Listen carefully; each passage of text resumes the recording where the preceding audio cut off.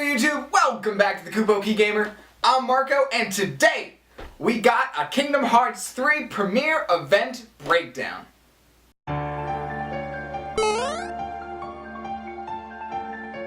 So caution, here's your spoiler warning. So this past Friday, as we all know, we got an amazing amount of Kingdom Hearts 3 news.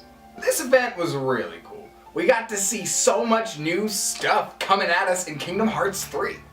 From the attraction flow elements, to the crazy new combos that we see Sora just rocking seamlessly, to the new rooms that we've seen that we're going to be able to explore. There's so much to go over. But today's video is revolving around the cutscenes. Now, a lot has happened with Square Enix and these cutscenes specifically. If you've been keeping up on Twitter as well as just the internet in general, you might be aware that Square Enix has been taking down leaked cutscenes that came from this event. So, with respect to Square Enix, we will not be showing that footage that leaked out in this video. But we will be discussing the plot elements that were shown. So as a final precautionary measure, caution, we're going to be going over some spoilers. So if you don't want to see these, but want to see some Kingdom Hearts 3 news and activity, why don't you check out some of our other videos that do not have any spoilers in them. So without further ado, let's dive in. So the plot-intensive parts of these cutscenes revolve around young Xehanort's dialogue with Sora. In earlier trailers for Kingdom Hearts 3, we've seen young Xehanort talking to Sora, and Sora having some backsass to him. What we saw in the Kingdom Hearts 3 premiere was the entire conversational bit of the part we saw in the past.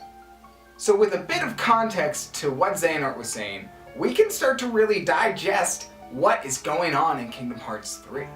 So Xehanort reveals to us in the Toy Story world that Organization XIII, in an attempt to further understand the heart, they have created a copy of the toy box world.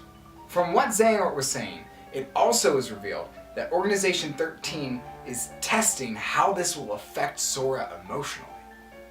And I quote, "There is a darkness that we are missing, that we must reclaim. The way hearts connect to this world can provide us with a clue. One heart's shadows fill the emptiness of another. See how they bring him to life. Like heartless and nobodies, they fit together." What could it mean?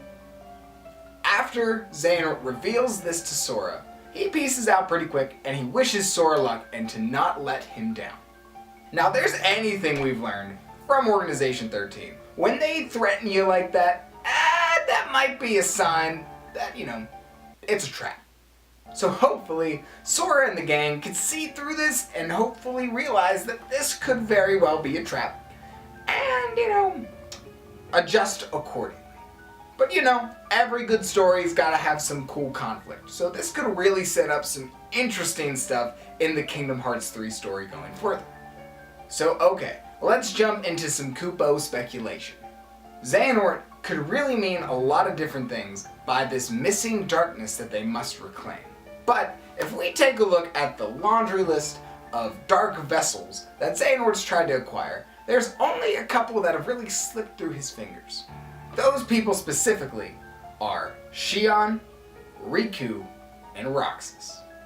Of these three choices, I believe that Xion is the least likely of the three. Xion, though, is a Dweller of Darkness who worked in the organization, so I'm putting her on here more as a possibility more than a probability.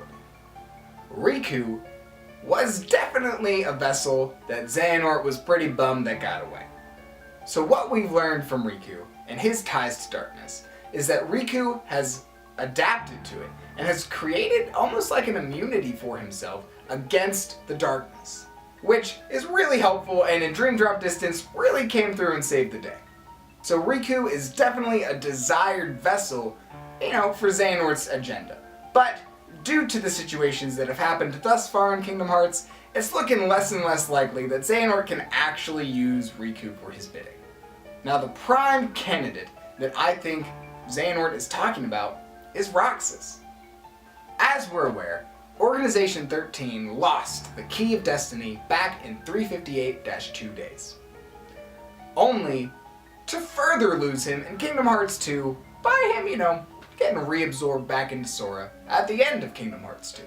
Roxas being involved in Organization XIII provided them with a very valuable resource and the ability to use the Kingdom Key for Organization XIII's agenda. We also already got a Roxas name drop in a previous Kingdom Hearts 3 trailer, furthering the possibility of Roxas's role in Kingdom Hearts 3 being much bigger than we anticipated before. Roxas left by his own choice and became a part of Sora again and is now protected by Sora's heart. So with that being said, how would Organization XIII be able to get to Roxas and use him again for the organization? Now, hear us out on this.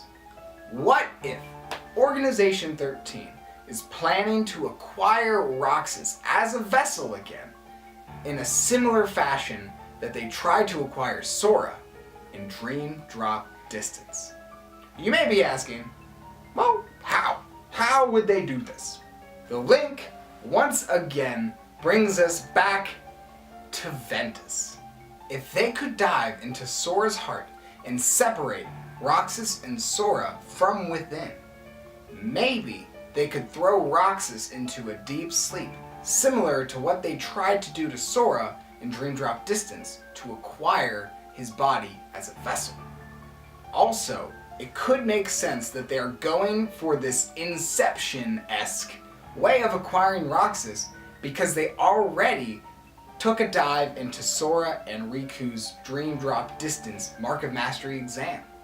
The Seekers of Darkness that were chosen to take that dive were young Xehanort and Ventus. Ventus being chosen in Dream Drop Distance to show up in the Mark of Mastery exam deep within Sora and Riku's dreams really makes me think that he was there because Ventus is so closely tied to Sora's heart. With Ventus's heart residing within Sora as a protective vessel, that could be an opening for Ventus to enter Sora's heart without actually having to come through in a Keyblade or some back channel. It's already an open opportunity for him to have an entry point. If this is the case, then we could have some really crazy dive into the heart battle sequences with Sora, Roxas, Ven, and Ventus, which would be nuts! Now once again, this is just a theory and a Kupo speculation of what young Xehanort is talking about when he's really trying his best, and it seems succeeding, to confuse the cuss out of Sora. So I guess only time will tell, and Kingdom Hearts 3 will reveal to us if this missing darkness that young Xehanort is referring to is Roxas or someone else. There was so much revealed to us in this KH3 premiere that, it's going to take a couple videos to get everything out.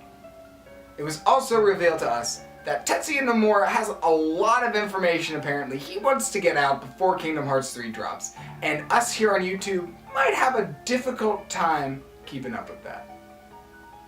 And to that, we say, "Sore wa tokena Nomura-sama." If you like what you saw here today, feel free to like, subscribe, and flick that notification bell for all the things coming at you from Kupo. Links to our social media will be in the description below, so feel free to check us out on Twitter and our brand spanking new Instagram account. Now's the time for the comment shout out of the day.